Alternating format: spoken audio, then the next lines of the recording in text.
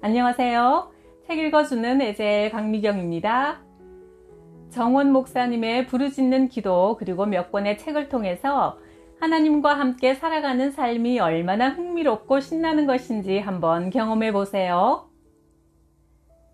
나는 아내와 결혼 전 오랫동안 교제를 했다. 나는 우리의 만남을 하나님께서 기뻐하신다고 확신하고 결혼을 약속했지만 일은 잘 풀리지 않았다.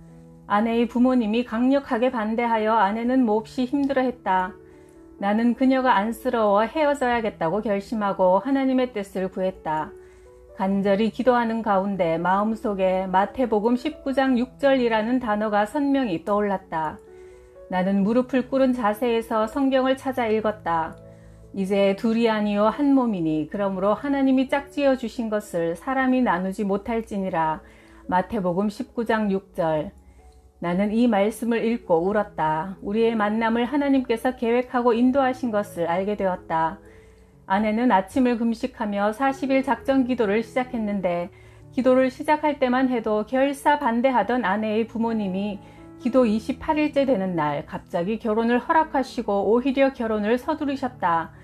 그래서 작정 기도 40일을 마치고 이틀 뒤 약혼식을 했고 2주일 뒤 결혼식을 올리게 되었다. 나는 준비된 것도 없고 가난하여 결혼식을 치를 돈도 없었지만 아내의 집에서 필요한 모든 것을 다 준비했고 우리의 집도 장인어른이 마련해 주셨다. 전혀 예상하지 못했던 일이었다. 아내가 40일 작정 기도를 시작할 때만 해도 그 기도가 끝난 지 16일 만에 우리가 결혼하리라고는 전혀 생각하지 못했다. 이런 식의 기도 응답을 나는 지난 수십 년 동안 수도 없이 경험했다. 나는 청년 시절 내가 신학교에 가야 하는지 간절하게 하나님의 뜻을 구한 적이 있다. 원래 나는 목사가 되는 것에 전혀 관심이 없었다. 그저 하나님 자신을 알고 싶은 갈망이 있었을 뿐이다. 그런데 우연히 참석한 어떤 집회에서 내가 신학교 가기를 하나님이 원하신다는 이야기를 듣게 되었다. 나는 그것이 아주 싫었다. 목사가 되는 것은 내 스타일과 성향에 전혀 맞지 않는다고 생각했다.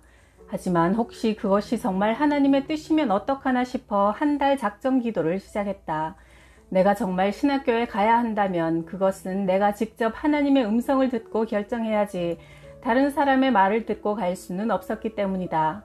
나는 하나님의 뜻을 알기 위해 계속 기도했다.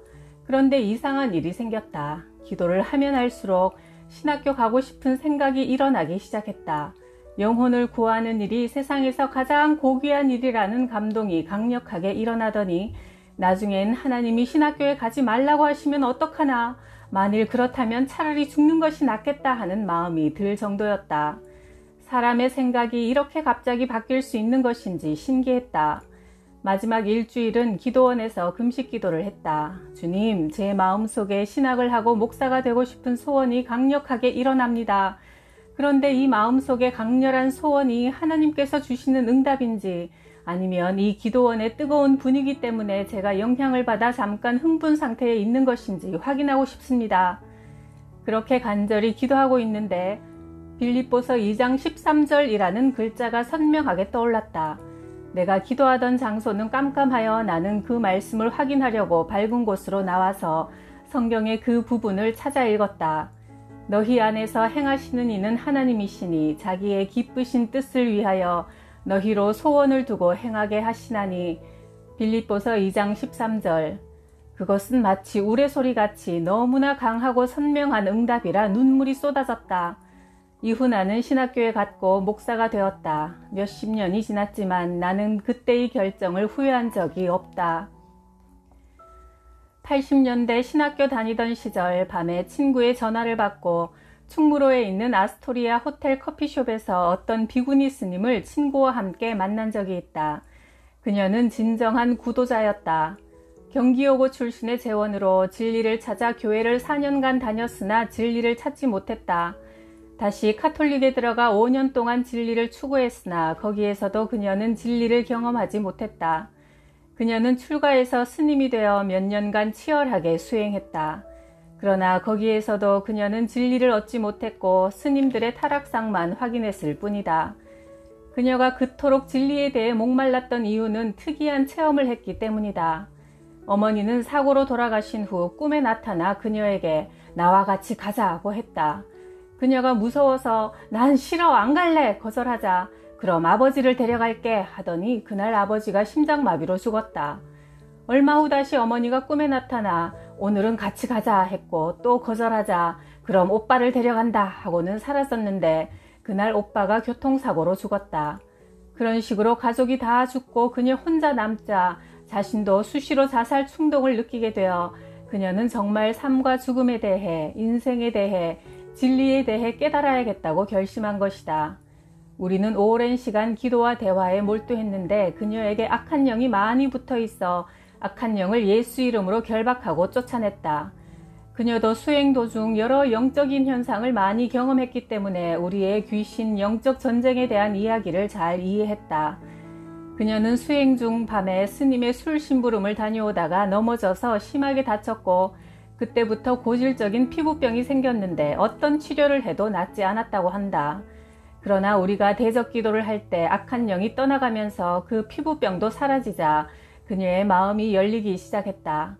밤을 꼬박 새우고 새벽이 되었을 때 그녀는 주님을 영접했다.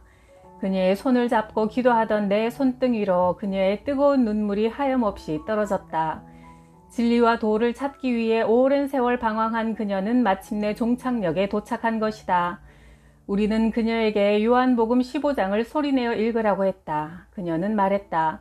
이렇게 평안해 보기는 태어나서 처음입니다. 그 후 그녀는 작은 일에도 주님을 의지했고 깊은 차원의 기도를 드리며 믿음이 눈부시게 자라갔다. 지금은 결혼하여 미국에서 행복하게 잘 살고 있다. 미국의 어떤 성도가 공포에 질려 목사님을 찾아왔다. 유명한 마법사가 나를 저주하여 꼭 무슨 일이 생길 것 같아 두렵습니다. 그 마법사는 아주 능력이 많은 자라 그가 저주한 사람들은 모두 얼마 지나지 않아 불의의 사고로 죽었다고요. 목사님이 말했다. 예수 그리스도의 보혈 안에 있는 사람은 안전합니다. 주님의 빛을 떠올려 보세요. 밝고 아름다운 그 빛이 당신을 둘러싸고 있으며 바깥에 어떤 어두운 기운도 그 빛을 뚫고 들어오지 못합니다. 잠자기 전 30분 동안 날마다 이 대적 기도를 선포하십시오. 예수 그리스도의 이름으로 명하노니 모든 악한 저주의 영들은 파괴될지어다. 그 성도는 몹시 두려웠기 때문에 이 단순한 기도를 밤마다 반복했다. 2주일 후 그는 신문에서 그 유명한 마법사가 갑자기 사망한 기사를 읽게 되었다. 흔히 사고가 많이 나는 지역이 있다. 물리적인 이유도 있지만 영적인 이유도 동시에 존재한다. 사람이 자살한 곳이라든지 나쁜 일이 있었던 곳에는 그와 관련된 악한 기운과 파장이 한동안 존재하여 동일한 일이 자꾸 생기게 되는 것이다. 나는 오래전 섬에서 목회하던 친구와 같이 머문 적이 있다. 금식 기도를 하는 중 기도가 잘 안 되어 고생했는데 이상하게도 어떤 바위에 앉아서 기도하니 너무나 주님의 임재가 선명하고 기도가 잘 되는 것을 느꼈다. 그래서 친구에게 신기하다고 이야기했더니 친구 목사가 대답했다. 먼저 계시던 할머니 전도사님이 하루에 기도를 8시간씩 하시고 많은 기적을 일으키던 기도의 용사였는데 그분이 그 바위에서 40일 금식 기도를 하셨어. 어떤 가정에 신방을 갔더니 그 집의 공기에 악하고 뜨거운 기운이 불쾌하게 감지되었다. 평소 부부싸움을 많이 한다고 했다. 그럴 때는 기도와 회개가 당연히 필요하고 또한 늘 찬양을 틀어놓아 그 어두운 기운을 내보내야 한다. 그렇다면 회개와 기도 없이 계속 그렇게 살면 어떻게 될까?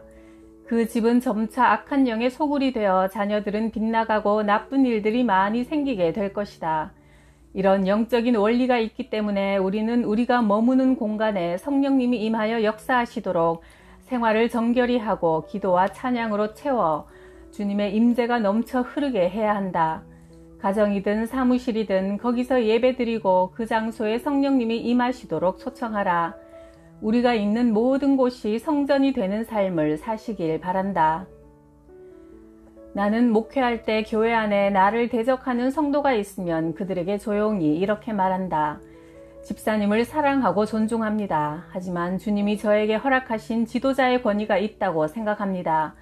그러므로 저의 지도력에 대해 순종하실 의향이 없으시다면 다른 좋은 교회가 많으니 그리로 가시는 것이 좋으실 겁니다. 언제든 제게 도움을 요청하거나 상담이 필요할 때 친구로 도울 수는 있습니다. 그러나 목사와 성도의 관계는 그만두는 것이 좋겠습니다. 영적 권위가 무너질 때 온갖 파괴의 영들이 들어와 교회가 무너질 수 있기 때문이다. 유명한 부흥사역자 찰스 피니에게 성령님께서 강력하게 임한 지 얼마 되지 않았을 때 어떤 사람을 만나 함께 식사하게 되었다. 피니가 음식을 먹기 전 간단하게 기도했다. 그런데 기도를 마치자 상대방이 통곡하며 회개하기 시작했다. 그저 단순히 음식에 대한 감사기도였을 뿐인데 그에게서 나오는 강력한 영적인 힘이 듣는 이의 심령에 전달된 것이다. 피니가 어느 공장을 방문하여 여직원들이 일하면서 나누는 이야기를 듣게 되었다. 더럽고 악한 이야기들 뿐이라 너무나 마음이 아파 그들을 뚫어지게 쳐다만 보고 있었다. 그런데 이야기를 주도하던 여성이 피니의 불타는 듯한 눈을 바라보자 이상하게 마음이 찔리는 것을 느끼고 말을 더듬다가 중단하고 말았다. 그녀는 갑자기 하나님에 대하여 너무나 냉담하고 죄로 가득한 자신을 보게 되었다. 그녀는 잠시 고개를 숙이고 있다가 그만 그 자리에 털썩 무릎을 꿇더니 자신의 죄를 용서해달라고 하나님께 울면서 기도하기 시작했다. 그녀와 같이 대화를 나누던 다른 여성들도 하나 둘 같이 무릎을 꿇고 흐느끼며 기도했고 잠시 후 그 방에서 일하던 모든 여성들이 자리에 무릎을 꿇은 채로 울면서 기도하게 되었다. 피니는 그녀들에게 한마디도 설교하지 않았다. 다만 피니가 워낙 하나님의 영에 강하게 사로잡혀 있으니 그의 곁에 있던 사람들이 그 영향력 안으로 끌려 들어온 것이다. 거기에는 그녀들의 더러움과 어두움을 정화시키고 깨트리는 정결한 성령의 기운이 가득했기 때문이다. 그러므로 우리는 무엇보다 성령 충만을 위해 기도해야 한다. 기독교 방송국의 간증 프로그램 새롭게 하소서에 출연한 적이 있다. 진행을 맡은 탤런트 송채환 님이 이런 질문을 했다. 목사님은 평생 영성을 추구하셨는데 그렇게 하나님을 뜨겁게 만나신 경험을 한 후 어떤 변화가 있었나요? 나는 이렇게 대답했다. 하나님을 만나고 나자 비판적이고 소극적이던 내 성격이 밝고 긍정적으로 바뀌었고 피하기만 했던 대인관계가 즐거워졌으며 우중충했던 내 삶이 행복하고 재밌어졌지요. 그러나 주님이 내게 주신 기도응답이나 선물보다 더 의미 있는 것은 주님의 임재를 가까이 경험하고 느끼게 되면서 얻게 된 내 영혼의 만족감입니다. 주님을 만나기 위해 기도실로 들어갈 때 느껴지는 주님의 임재와 사랑, 그 달콤함과 행복감은 이 세상에 살면서 더 이상 다른 기쁨을 구할 필요가 없을 정도로 선명한 것이지요.